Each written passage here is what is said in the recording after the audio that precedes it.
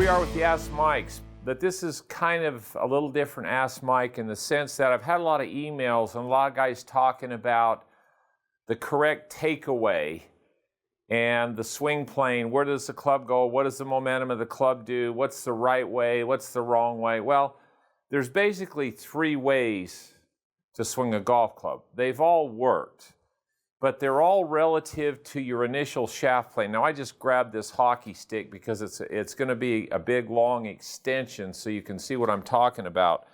So if I take this hockey stick and I hold it on this golf club and I take my grip, now when I set up to the ball and I get ready, you can see where the hockey stick goes through my mid-back. Now, what I don't do is when I sit up, my hands aren't really low, where the club, if I drew my shaft plane in, would go through my belt buckle and down here. See, mine's like this. So that's how I set up to the ball. Now, when I run the club into the ball and I hit it, that's where the club is. So you see where the hockey stick is going through my mid-back. It's at T12. So that is the shaft plane. That's where we want the club to come into the ball. So that establishes our dynamic impact shaft plane. Now, why is that important? There's three ways to get on that path. Here's way number one, which relative to where I'm at and how I've played my whole career, or the start of my career, a tennis racket goes this way. So it goes up to under. Now, once you get to impact, this arm lines up, so you're into that impact position. But the club goes up, it goes above that plane, and then it routes back down onto it to boom, it hits it. So that's one. Two is it goes back and comes down on pretty much on the same mark. My swing does a little bit more of that. It doesn't have quite as much of this shallowing action with my arms as some players do. But it gets back, it goes up, and it comes right back down, right onto that shaft plane. If it airs, it comes a little under it. That's why I start everything a little to the right, hit a little draw. That's where most players go. Here's another way. You can take the club back to the inside and reroute it out here. As long as you only reroute it onto the shaft plane and it doesn't go out above your shaft plane, you're okay. Now, we just had a big interview with Hale Irwin.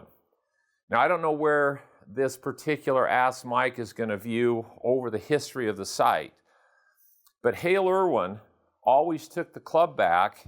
He set up, the first move he made is he took the club back and he shut the face and he took the club inside. And then he went up to the top and he lifted the club up and then he came right back out. So he went here and he came right out onto a perfect plane. So if you saw his swing from right there into the ball, it was perfect. But he took it in here and he came out onto that plane. So he came out this way. But he didn't go way out that way and across it. That's also how Bruce Litsky played. It's how Craig Stadler played. To some degree, a little bit, that's what Sam Snead did. So they were a little under their original shaft plane, or their dynamic shaft plane going back, and then they came out onto it. The problem with most people when they do that, when they take the club here and it lifts and the club goes up there, they get out here and their hands, everything goes out here way too far, and then they get steep and across it, which is called over the top. So when you're looking at optimally, what's the easiest way? Well, if you get the momentum of the club swinging in the correct arc going back, where the momentum of the club as you change directions is wanting to shallow your arms down onto, so you're a little above that shaft plane and then you're down onto it, you're using more the momentum of the club and it can be a lot more consistent. That's why, for most people, that's going to be the best way. It's not the only way. There are guys who have gone the other way. Like I say, Hale Irwin, his whole career was a little inside with the face shut, and then he worked it out. So face got around here, and it got a little shut.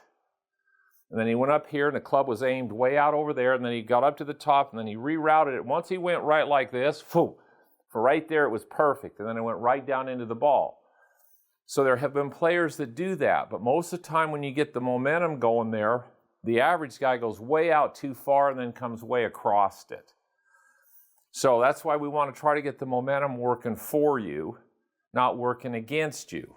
Now, what some players will say, well, they've got the momentum back here. It's going out here. It's like taking a hammer or an axe, real heavy sledgehammer, and you're going to drag it back like this and then work it out and hit the thing like this. Well, if you can make it go here and come right to there and come into the ball, yes, it will work. How many people have I seen do that? Not a whole lot. Most people, because here's where you play most sports, up to under, like I say again, tennis racket, baseball bat, hockey stick, they don't go here and go out onto something. You know, take a baseball bat back here and then go out to here. You know, take a tennis racket back here and then go out. You know, it's this way to this way. That's because the momentum of what you're doing with the weight of the instrument you have in your hand helps your body transition and work correctly into the ball, and it's more repeatable under pressure where you don't get too far out and pull it, which is what ends up happening in golf. People go in, they go out way too much, and they either pull it or cut across it and hit a big slice. You know, and that's a very hard shot to become really, really good with, because if it's a big cut, you lose a lot of distance. So I hope that helps you. You got to know where you're trying to get to. Where is impact? What is your dynamic swing plane? What you don't want is for your club to get outside of your dynamic swing plane on the way down. If it goes inside and comes onto it, that will work. If it goes up and comes right on the same one, that'll work. And if it goes a little above it and drops down onto it, which is where most everybody lives today, and they're going to continue to go more and more that way. And there's a lot of reasons that we can talk about later relative to the up and down, relative to creating force into the ground and be able to create more distance. So anyways, I hope that really helps. And get out and work on all three of them. See if you can make them all three work. See which one works the best for you.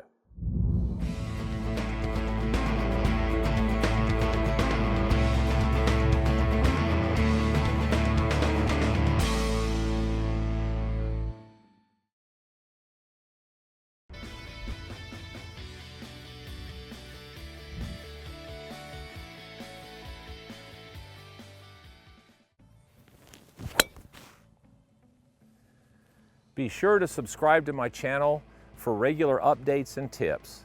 Thanks for watching.